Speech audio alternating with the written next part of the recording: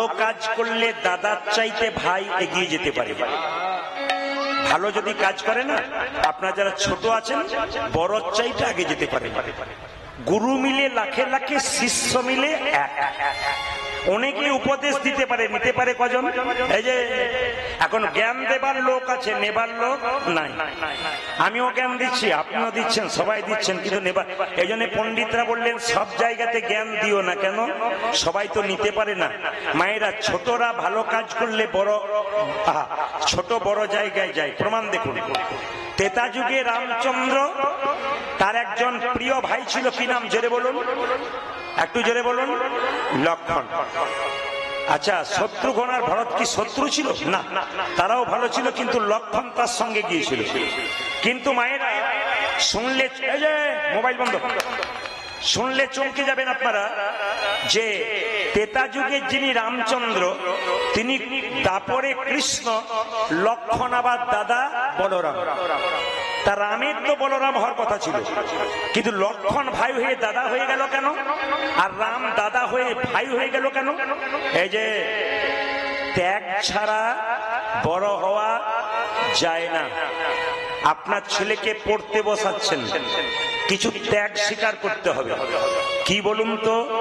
যখন ছেলে পড়তে বসেছে, মা খাবো, এখন নয়, পড়া হোক, তারপর আর খেতে দিয়েছেন, পেট ভরে গেছে কিনা, বাস বিছানা খুঁজবে, ও মা ঘুমাচ্ছে বলবে, সবাই লক্ষ্য করবে। তাহলে বলছে ত্যাগ চাই। লক্ষণ কি ত্যাগ করেছিল যার জন্য তিনি দাদা বলরাম হলেন? তাকাবেন, লক্ষণ, আপনার সবাই লক্ষ্য করুন, রামচন্দ্র 14 বছর পর যখন বনবাস থেকে এলেন, রাজা হলেন, তখন একজন কিন্তু রামচন্দ্রকে ছাতা ধরে দাঁড়িয়েছিলেন। কারো জানা আছে যে ছাতা ধরে দাঁড়িয়েছিল তার নাম কি? জোরে বলুন, কারো জানা আছে? তার নাম হচ্ছে লক্ষণ। রামচন্দ্র রাজা, লক্ষণ ছাতা ধরে দাঁড়িয়ে আছে। কিছুক্ষণ ধরে থাকার পর লক্ষণ আছাড় খেয়ে মাটিতে পড়ে অচৈতন্য হয়ে গেল, ঘুমিয়ে পড়ল। রামচন্দ্রের মনে বড় রাগ হলো, লক্ষণ, আমি রাজা হয়েছি বলে তোমার হিংসে হচ্ছে না? তুমি ছাতা ধরেছিলে, ছাতা ধরে ঘুমিয়ে পড়লে, চালাকি করছো তুমি। বলতে পারতে তোমাকে আমি রাজা করে দিতাম, আমার রাজত্বে কোনো লোভ ছিল না, তুমি কেন ঘুমিয়ে পড়লে? লক্ষণ তখনও জাগে নাই। বশিষ্ঠ মুনি এসে বললেন, রামচন্দ্র, তুমি পূর্ণ ভগবান হতে পারো, কিন্তু তোমার চাইতে লক্ষণের ত্যাগ বেশি। বলে কিরকম? লক্ষণ 14 বছর ঘুমায় নাই। এইদিকে এক রাত্রি ঘুম না হলে তারপরের দিন আপনাদের কি অবস্থা হয় বলুন তো? কেউ কিছু বলতে গেলেই মাথা বিগড়ে যায়, না কি বলছেন? তাকাবেন আমাদের দিকে, আমরা তো 365 দিনের মধ্যে 320 দিন আমাদের কথা বলছি, 2 থেকে 3 ঘন্টা জোট 4 ঘন্টা ঘুম হয়, কোন কোন রাত্রি ফুল ঘুম হয় না। কেন? এই চিৎকার করার পর খালি এপাশ ওপাশ, ঘুম কোনো মতে হয় না। সবাই লক্ষ্য করুন তো। রামচন্দ্র বলল, লক্ষণ, তুমি 14 বছর ঘুমাওনি? বলছে না। বলে প্রমাণ? বলে প্রমাণ আছে। দাদা, যেদিন তুমি সীতা মাকে নিয়ে বনবাসে গেলে, আমাকে সঙ্গে করে পর্ণ কুটিরে তুমি আর সীতা মা রইলে, আমি প্রহরী হিসাবে দাঁড়িয়েছিলাম। নিদ্রা দেবী আমার চোখে ভর করতে এলো, আমি ঘুম পেয়ে যাবো বলে নিদ্রা দেবী বারবার আমার চোখে আসতে চাইলো। আমি বাণ মারবার জন্য রেডি হলাম। নিদ্রা, তুমি যদি আমার চোখে আসবে, আমি তোমাকে হত্যা করবো। নিদ্রা দেবী বলল, লক্ষণ, তুমি আমায় মেরো না, আমি যদি মরে যাই পৃথিবীর মানুষ পাগল হয়ে যাবে, না ঘুমালে তো পাগল হয়ে যায়, ওরা তো পাগল হয়ে যাবে। আমি যদি না ঘুমাই, আমি যদি না, আমার যদি মৃত্যু হয়ে যায়, সবাই তো পাগল হয়ে যাবে, আমাকে তুমি মেরো না, কথা দাও। নিদ্রা দেবী, তোমাকে মারবো না, 14 বছর রামচন্দ্রের সঙ্গে বনবাসে থাকবো, 14 বছর তুমি আমার চোখে আসবে না। নিদ্রা দেবী কথা দিল, আমি 14 বছর আসবো না, কিন্তু শর্ত একটা। বলে কি? যেদিন রামচন্দ্র বনবাস থেকে ফিরে যাবে, রাজা হবে, সেই দিন আমি নিদ্রা দেবী তোমার চোখে ভর করব। লক্ষণ বলল, কথা দিলাম। ওগো দাদা, ওই জন্য নিদ্রা দেবী আমার চোখে ভর করেছে, আমি শান্তির ঘুম ঘুমাচ্ছি। বাড়ির কেউ যদি হসপিটালে ভর্তি থাকে, বাড়ির কারো ঘুম হয় না। হসপিটাল থেকে যখন বাড়ি আসে, তখন শান্তির ঘুম সবাই ঘুমায়। যাক বাবা, ফিরে এলো লক্ষণে। লক্ষণ বলল, দাদা, আমি 14 বছর নারী মুখ দেখি না। চুপ করো তুমি, সীতা মায়ের সঙ্গে সবসময় ছিলে, তুমি সীতার মুখ দেখো নি? বলে না। বলে প্রমাণ কি? হনুমান কিন্তু লক্ষণকে কাকা বলতো। রামকে বললো প্রভু লক্ষণ কাকা ঠিকই বলেছে। বলে কেন? লক্ষণ কাকা সত্যি মায়ের মুখ 14 বছর দেখে নাই। প্রমাণ কি? যেদিন সীতাকে রাবণ হরণ করে নিয়ে গেল, সেই দিন সীতা কানের দুল রাস্তায় ফেলেছিল যাতে চিনতে পারে কোন দিকে নিয়ে গেছে।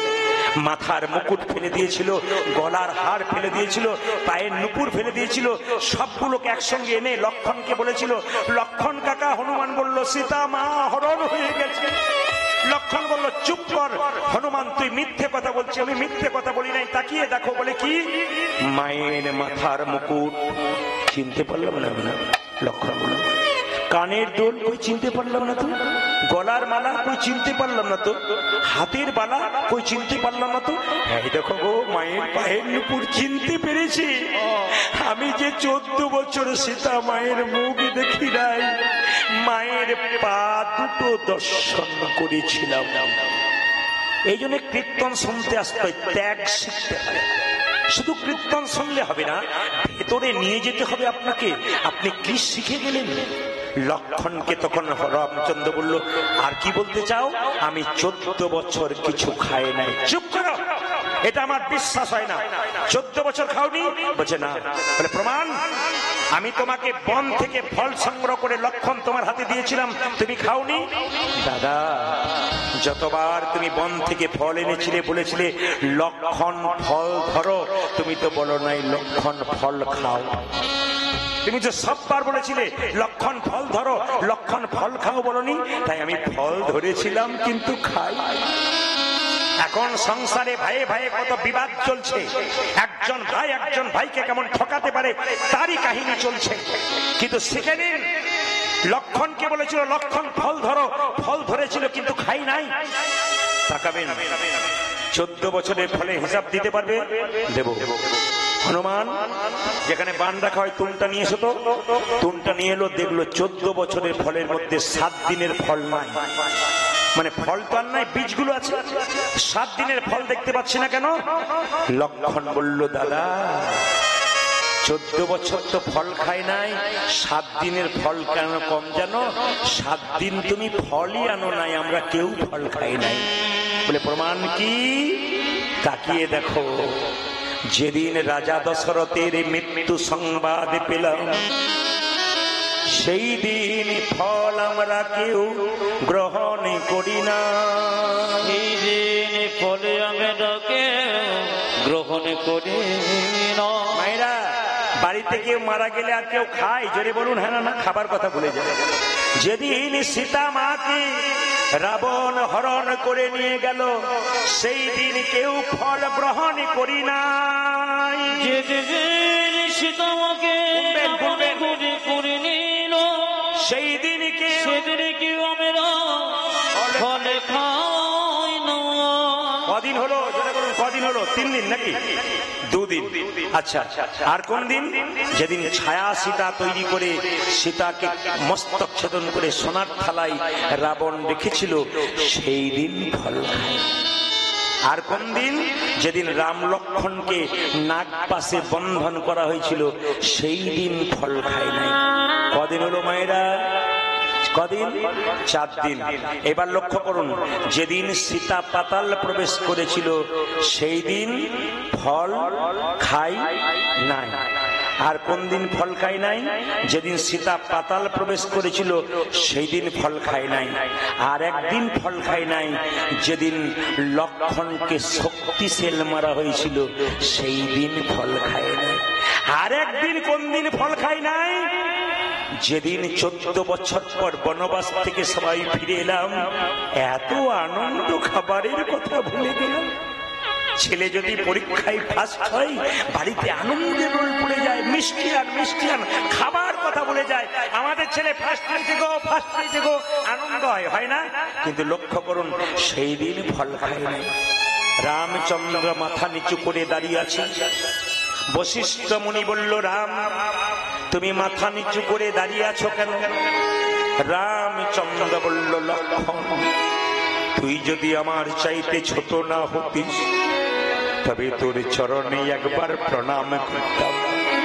তবে লক্ষণ রে, এ যুগে আমি তোরে দাদারা আমি হলাম, এ যুগে আমি তোর দাদার আমি হব না, কিন্তু দাপরে আমি হব তোর ভাই, আমি হব তোর ভাই, তুই হবি আমার দাদা বলরা, তুই হবি আমারই দাদা বলবো।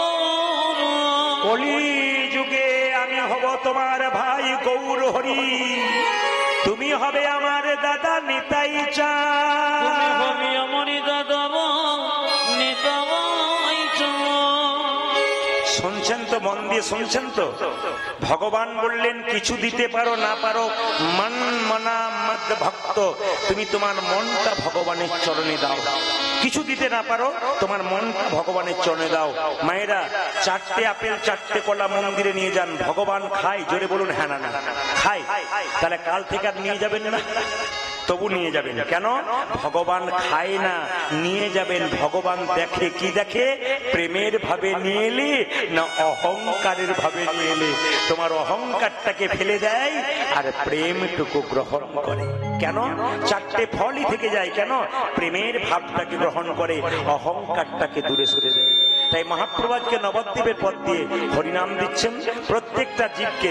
অধম পতিত জীবের দাঁড়ি দাঁড়িয়ে গিয়া, অধম পতিত জীবের দাঁড়ি দাঁড়ি গিয়া, অধম পতিত জীবের দাঁড়ি দাঁড়ি গিয়া, অধম পতিত জীবি দাঁড়ে দাঁড়ে গিয়া, মহামন্ত্র হরিনাম দিচ্ছেন বিলাসিয়া, হায় হায় মহামন্ত্র হরিনামে দিচ্ছেন বেলাজিয়া, মহামন্ত্র হরিনাম দিচ্ছেন বিলাসিয়া। উজাদি মহামন্ত্র হরি নামে দিচ্ছেন বিলাইয়া, যারে দেখে তারে বলে দন্তে তৃণধরি, জানি দেখি তারি বলি দন্তি চিহ্ন ধরি, যারে দেখে তারে বলে দন্তে তৃণধরি, যারে দেখে তারে বলে দন্ত তৃণ ধরি, আমারে কিনিয়া লহ বল গৌর হরি, আজি আমারি কিনিয়ে লোক বলে গৌরে হরি, আমারে কিনিয়া লহ বল গৌর হরি। আমার কিনিয়া লোক বল গৌর বলে, কে কি নিবি রে? এই কি নিবি রে? কি নিবি তোরা কে নিবি রে, যা চাইবি তাই পাবি, কে কি নিবি রে? তোরা যা চাইবি তাই পাবে, কে কি নিবি রে? বিনামূল্যে বিকাইব, কে কি নিবি? আমরা বিনা মূল্যে বেকারিব কে নিবি রে, বিনামূল্যে বিকাইব, ধর্ম অর্থ কাম। আমি বিনা মূল্যে বেকাই, ধর্ম টাকা আমি বিনা মূল্যে বেকাই, ধর্ম টাকা আমি বিনা মূল্যে বেকাই, ধর্ম টাকা আমি বিনা মূল্যে বেকাই, ধর্ম টাকা কে নিবি রে, বলে আমারি কিনিয়ে লোক বলে গৌরে হরি। আমারে কিনিয়া লোক বল গৌর বলে। আচ্ছা, মহাপ্রভুর ছবি আপনারা দেখেছেন? জোরে বলুন হ্যাঁ না না। দেখেছেন? হাতটা নিচের দিকে থাকে না উপর দিকে থাকে? একবার দেখানো যাবে? যার হাত আছে তিনি দেখাবেন, যার নাই তার দেখানো দরকার নেই। ভগবান যাকে হাত দিয়েছেন তিনি দেখাবেন, যার দিকে দেখায় দেয় নাই তার হাত দেখানোর দরকার নাই। অনেকে তবু দেখাচ্ছে না কেন বলুন তো? ওরা বাংলা বোঝে না, উড়িষ্যা থেকে এসেছে। তাও উড়িষ্যাতে আমার 2 জায়গায় বায়না হয়েছে। তো জিজ্ঞেস করলাম বাংলা বোঝেন? বলে না বুঝলে আপনাকে বায়না করবো কেন? উড়িষ্যার লোকে তাও বোঝে। জোরে বলুন হাত তুলে, রাধা রানী কি, নিতাই চাঁদ কি। তবে হাত যারা তুলবে না, আমার মেডিসিন আছে, তুলি আমি ছাড়বো, নইলে এখান থেকে ছাড়বো। দুটোর মধ্যে কিছু একটা করবো, হয় তোলাবো না হয় নিতাই বউ। হাত তুলুন। নিতাই চাঁদ কি, শ্যাম সুন্দর কি, মদন মোহন কি। আচ্ছা হাত নামান। মহাপ্রভু হাতটা তুলে আছে। একজন ভক্ত জিজ্ঞেস করছে, ঠাকুর তুমি যে হাতটা তুলে আছো তোমার হাতে ব্যথা হয় না? বলে ব্যথা আবার হয় না। বলে তাহলে নামাও। বলছে কি করে নামাবো? তোরা তুলছিস না তাই নামাচ্ছি না। মহাপ্রভুকে বললো একজন ভক্ত, প্রভু এই দেখো আমি তুলে দিলাম, এইবার নামাও। বলে তুই তো তুললি, তোদের পেছনে যারা আছে তারা তুল। আপনাদের বলি না, পেছনে যারা মানে যে তোলে নাই তাকে বলছেন, পেছনে যারা আছে তারা তুলবে না, এই জন্য আমি তুলে আছি। বলে তার মানে বুঝলাম না, আগের জন্মে যারা আছে এসেছিল তারা তুলেছে, এখন যারা এসছে তারা তুলবে, পরের জন্মে যারা আসবে তারা তুলবে না। তাই আমি জন্ম জন্মান্তরে হাত তুলে আছি। মায়েরা, হাত আমরা তুলি কখন? টোটোকে দেখে, ও টোটো দাদা ওই তাতে হরিনাম হচ্ছে, যাবে? ও টোটো দাদা ডাকি না, হাত তুলি। আর কখন হাত তুলি? পুকুরের জলে কেউ যদি ডুবে যায়, উঠতে পারে না, তখন হাতটা তুলে বাঁচা বলতে পারে না তো, এই যে করে কেন, যদি কেউ দেখতে পারে হাত তুলি। আর হাত তুলি কখন? যখন হাতের মধ্যে কোনো বোঝা নেই। বলুন তো মায়েরা, মহাপ্রভু কি টোটো ধরতে গিয়েছিল? তখন তো ছিল না। আচ্ছা মহাপ্রভু কি জলে ডুবে গিয়েছিল? জোরে বলুন। আচ্ছা, মহাপ্রভু হাতে কি কোনো বোঝা ছিল? আপনারা না বলছেন, দু চারজন কি করছে দেখুন। কোনো বোঝা ছিল? মানে হ্যাঁও না নাও না, মানে সেই আস্তে আস্তে ভোটের সময় দেখেছেন না, কিছু মানুষ আছে দুপক্ষেই মুড়ি মুড়ি খায়। কাকে যে ভোট দেয় ভগবান ছাড়া কেউ জানে না। বেটা এর কাছে একবার মুড়ি খাচ্ছে, ওর কাছে একবার খাচ্ছে, এরা ভাবছে আমাকে দিচ্ছে, ও ভাবছে আমাকে দিচ্ছে, কাকে যে দিচ্ছে সে আর গোবিন্দ ছাড়া কেউ জানে না। এই জন্য আপনাদের আসলে দু চারজনকে ভগবানের হাতে বোঝা ছিল মানে হ্যাঁ দুটো উত্তর, একটা কিছু হবে না। খুব ভালো আপনাদের পরিবেশ। আচ্ছা মায়েরা, ভগবানের হাতে বোঝা ছিল? জোরে বলুন। জোরে বললেন না, কিন্তু হ্যাঁ। প্রশ্ন করবেন, প্রদীপ বাবু যদি সত্যি বোঝা ছিল দেখতে পেলাম না কেন? না না, যে চোখ দুটো পেয়েছেন, ডান চোখ আর বাঁ চোখ, ওতে ভগবানের ভাব বোঝা যায় না। গুরুদেবের কাছে মন্ত্র নিয়ে গুরু কৃপার বস্তু সাধন ভজন করে আর একটা চোখ হয়, ওই চোখটা পেলে আপনি বুঝবেন ভগবানের হাতে বোঝা আছে। কি করে বুঝবেন? মায়েদের প্রমাণ দিয়ে দিই। পৈতাতে কীর্তন হচ্ছে, মা ফোন করছে তার বাবাকে, শুনছো বাবা কীর্তন হবে এসো। বাবা তো মেয়ের বাড়ি এলো, মেয়ে যা যা খেতে ভালোবাসে তাই নিয়ে এলো, কিন্তু মেয়ের জন্য বাবা আর একটা জিনিস নিয়ে এলো যেটা কেউ দেখতে পায় না, মেয়ে অনুভব করে আর বাবা অনুভব করে। কি বলুন তো? প্রেম আর ভালোবাসা। মহাপ্রভু হাতটা তুলেছেন কেন? বোঝা নিয়েছেন, কেউ দেখতে পাচ্ছি না, প্রেমের বোঝা। নিতাই চাঁদকে নিয়ে জগতের জীবের দ্বারে দ্বারে বলছে, তোমরা লও রে কি শরীর প্রেম, নিতাই ডাকে আই।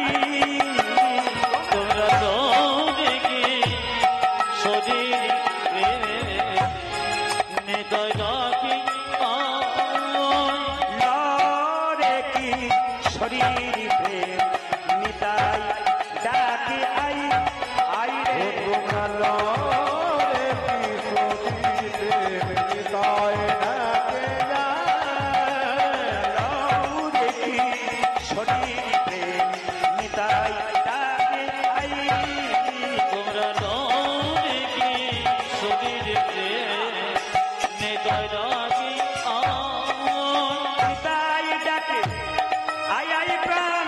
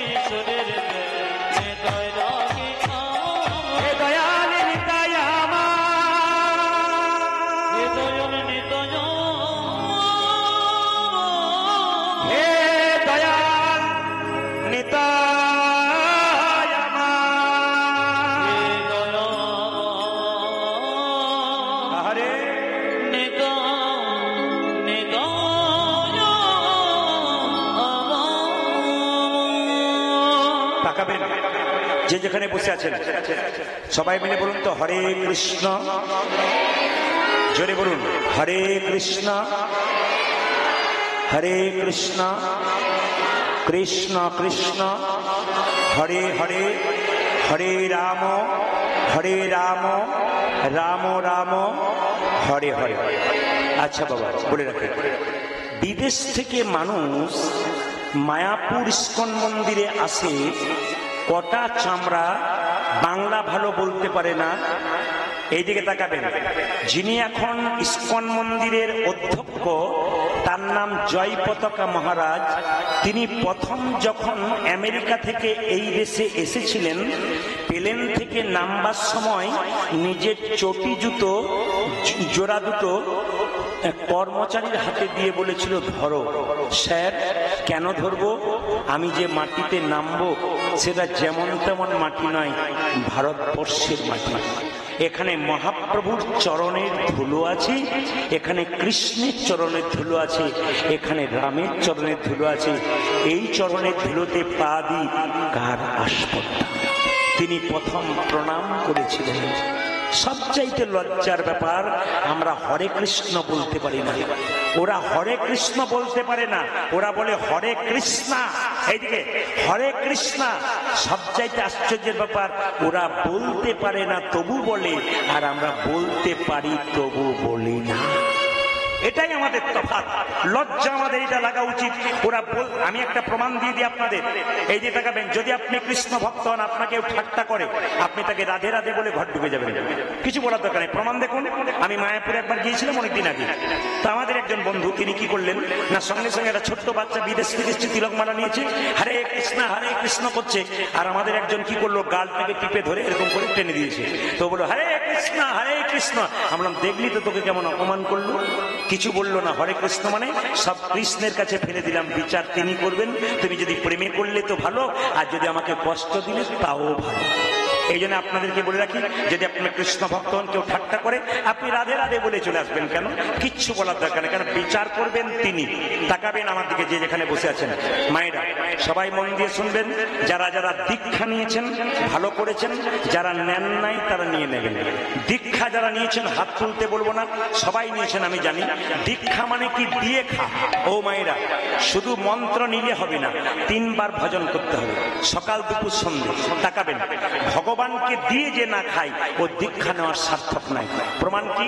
সকালে ঘুম থেকে উঠে যে মেয়ে বাসি কাপড়ে কাজ করে, জানবেন সেই সংসার ধ্বংসের দিকে যায়। উন্নতি হতে পারে, টাকা হতে পারে, শান্তি কিন্তু থাকবে না। ওই জন্য মায়েদের প্রথম কর্তব্য কি?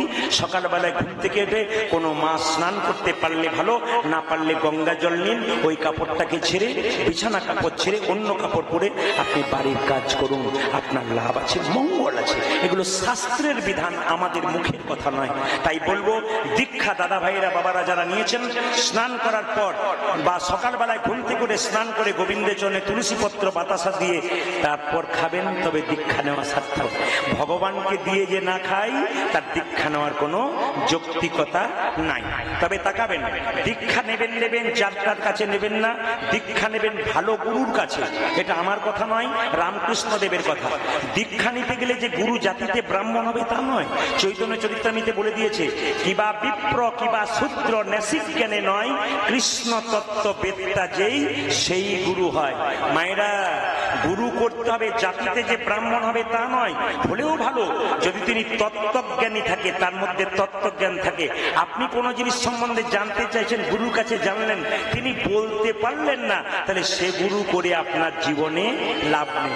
এমন এমন গুরু আছে, শিষ্য জিজ্ঞেস করছে, গুরুদেব আজকে একাদশী, বলে দাঁড়াও একটু পরে বলছি। ও পাঁজি দেখে বলবে, ও নিজেই করেন আর কি। এমন আছে আর কি। তবে অপরাধ নেবেন না। গুরু যদি হয়, কিছু মনে করবেন না। মন্ত্র যখনই নিলেন, আপনার দেহ শুদ্ধ হয়ে গেল, আপনি মন্দিরে যেতে পারলেন, পুজো পাঠ করতে পারলেন, আপনি মন্দিরে ভগবানের সেবা করতে পারলেন। একজন মেয়ে প্রশ্ন করেছিল, আমি রামায়ণ মহাভারত সব পড়ি, গীতা পড়ি, আমি কি ভগবানকে প্রসাদ দিতে পারি? বললাম না। বলে কেন? প্রসাদ দেবার অধিকারটা তোমাকে গুরু দেয়, তার কাছ থেকে শিখে দিতে হয় কিভাবে প্রসাদ পেতে হয়। আজকে যারা কীর্তন শুনতে এসছেন, অনেকেই আসরে আছেন যারা প্রসাদ ভোজি। প্রসাদ ভোজি মানে কি মা? নিজে অন্নটা তৈরি করে ভগবানের চরণে দিয়ে তুলসী পত্র দিয়ে সেবা করে, এরা হচ্ছে প্রসাদ ভোজী। আপনারা যদি কেউ প্রসাদ ভোজী হতে না পেরেছেন, আজকের আসরে আপনাদের অন্তত যারা হতে পারেননি তাদের একদিনের জন্য প্রসাদ ভোজী করার নিয়ম বলে দেবো। কি নিয়ম? তাকাবেন, বৃহস্পতিবার দিন যে বাড়িতে মাছ, মাংস, ডিম, আমিষ রান্না হয়, ওই বাড়িটাকে হিন্দুর বাড়ি বলে কেউ গণ্য করবেন না। একবার আসলে দাঁড়িয়ে বলে দিলাম, যদি কোনো বাড়িতে বিশেষ করে বৃহস্পতিবার না মানে, গুরুবার না মানে, ওই দিনও আমিষ খায়, মাছ মাংস খায়, দোকানে গিয়ে দাঁড়ায়, জানবেন ওই বাড়িটা হিন্দুর বাড়ি নয়, যে গুরুবার পর্যন্ত মানে না। মায়েরা, বৃহস্পতিবার দিন একটা কড়া কিনুন, একটা হাঁড়ি কিনুন, পবিত্র ছোট, এমন কিছু দাম নাই, নিজের জন্য বহু কিছু করতে পারছেন, ভগবান জেনে করবেন। হাঁড়ি কড়া কিনুন, আপনি কি করবেন, আতপ চালের রান্না সেদ্ধ করে একটু ডাল সবজি করে ভগবানের চরণে থালাতে করে ওটা তুলসী পত্র দিয়ে প্রসাদটা দিন। তারপর বৃহস্পতিবার দিন নিরামিষ রান্না করে ওই যে প্রসাদটা ভগবানের চরণে দিয়েছেন, বাড়ির যজন আছে সবাইকে একটু করে দিলেন তুলসী পত্র দিয়ে। অনেকে জিজ্ঞেস করবে কি করছো গো, বলে এটাকে প্রসাদ দিচ্ছি। আজ থেকে তুই প্রসাদ খেতে শুরু করলি, 7 দিন না পার অন্তত একদিন তো। আরে বাবা, লাইনে দাঁড়াও তবে তো ডাক পাবে, নাকি বলছো? আগে লাইন, স্কুলে ভর্তি হতে হবে তবে তো এগিয়ে যাবেন, নাকি? আগে আপনাকে ভর্তি হতে হবে।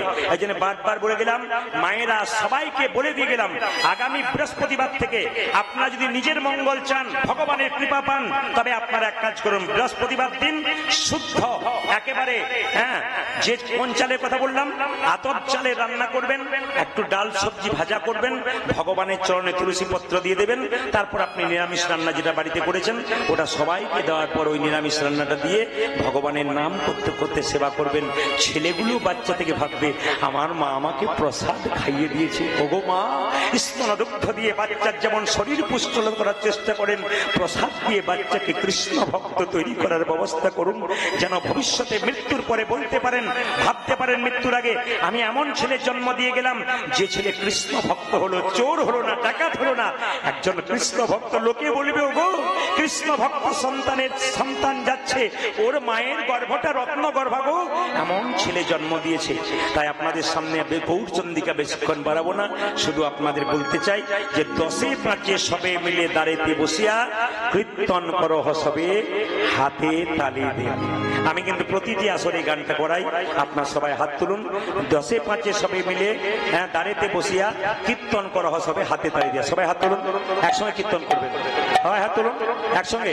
হরি হরয়ে নম কৃষ্ণ কৃষ্ণ যাদবায় নম, হরি হরয়ে নম কৃষ্ণ যাদবায় নম, হরয়ে নম কৃষ্ণ যাদবায় নম, হরি হরয়ে নম কৃষ্ণ যাদবায় নম, যে যাদবায় মাধবায় কেশবায় নম, হরি হরি যাদবায় মাধবায় কেশবায় নম, যে যাদবায় মাধবায় কেশবায় নম। উজাজি যাদবায় মাধবায় কেশবায় নম।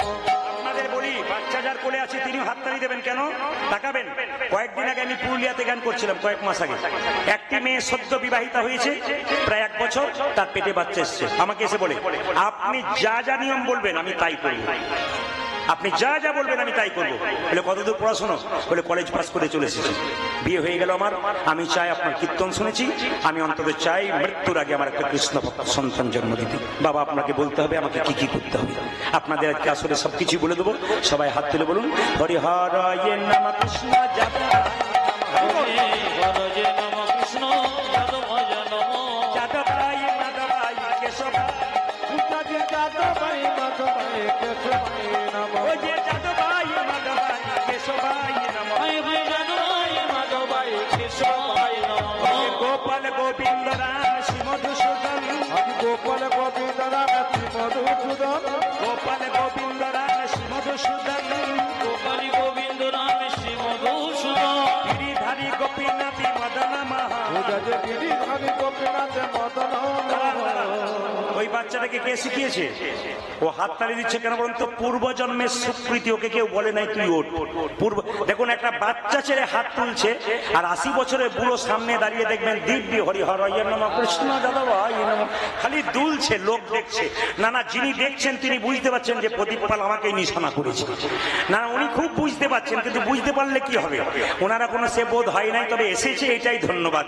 একটা বাচ্চা তুলেছে, হাত তুলুন, হরি হরয়ে নম কৃষ্ণ যাদবায় নম, হরি হরজে নম কৃষ্ণ যাদবায় নম যাদবাই মাধবাই কেশবাই নম যাদবাই মাধবাই কেশবাই নম ওই যে যাদবাই মাধবাই কেশবাই নম যাদবায় মাধবায় কেশবায় নম আপনাদের আসলে সেরকম দেখলাম না, কালকে ক্যানিং এ ছিলাম, এত গরম, দু চারটা মা হরি হরয় নম কৃষ্ণ যাদবায় নম আমরা এত জোরে দিচ্ছেন, তোমার রাগে দিচ্ছি এত গরমের জন্য, কিন্তু আপনাদের সে দেখছি না এত গরম, তো প্রেমে দেখছেন আপনারা। তবে মায়েরা একটা করে রাত্রি পেরোচ্ছে মানে আমাদের দিন কমছে না বাড়ছে, জোরে বলুন, জোরে বলুন। তবু আমাদের কি আনন্দ, যত দিন যাচ্ছে কেউ পেছন দিকে যাচ্ছে না, খালি এগিয়ে যাচ্ছে। আচ্ছা কিছু মনে করবেন না, মৃতদেহ যখন নিয়ে যায় বলো হরি বলো হরি, আপনিও প্রণাম করেন আমিও প্রণাম করি, আর কি ভাবি বলুন তো, ও বোধহয় গেল আমি বোধহয় যাবো, দেখবেন পাক্কা। কিন্তু যিনি মরে যান তিনি আমাদের দেখিয়ে দিয়ে যান, আমি মরি না, আমাকে দেখে শিখে না। বলে কেন, তুমি যেমন সংসারে লাফালাফি করছো আমিও করেছিলাম, আমাকে দেখে শিখে নাও, একদিন মাচাতে দুলতে দুলতে তোমাকেও যেতে হবে। কিন্তু আমাদের অবস্থাটা কি বলুন তো, যারা ছাগলের মাংস, এই যে যারা ছাগলের মাংস খান, কসাইখানাতে গেছেন দেখবেন একটা ছাগলকে চামড়া ছাড়িয়ে ঝুলিয়ে রাখা হয়েছে, আর পাশে একটা ছাগল দিব্যি কাঁঠাল পাতা চিবোচ্ছে, ও জানে না যে এরপরের লাইনটা আমার আছে। আমরা সব কাঁঠাল পাতা চিবানোর লোক, দেখছি চলে যাচ্ছে তবু আমাদের লাইন আছে, আমরা ভাবতে পারছি না, একটু আমাদের ধৈর্য হচ্ছে না যে এবার আমাদের ভগবানের পথে যেতে হবে। হাত তুলুন, হরি হরয়ে নম কৃষ্ণ যাদবায় নম হরি হরজে নম কৃষ্ণ যাদবায় নম হরয়ে নম কৃষ্ণ যাদবায় নম হরি হরয়ে নম কৃষ্ণ যাদবাই নম যাদবাই মাধবাই কেশবাই নম হরি বল, যাদবায় মাধবায় কেশবায় নম যাদবাই মাধবাই কেশবাই নম যাদবাই মাধবাই কেশবাই নম গোপাল গোবিন্দ রাম শ্রীমধুসূদন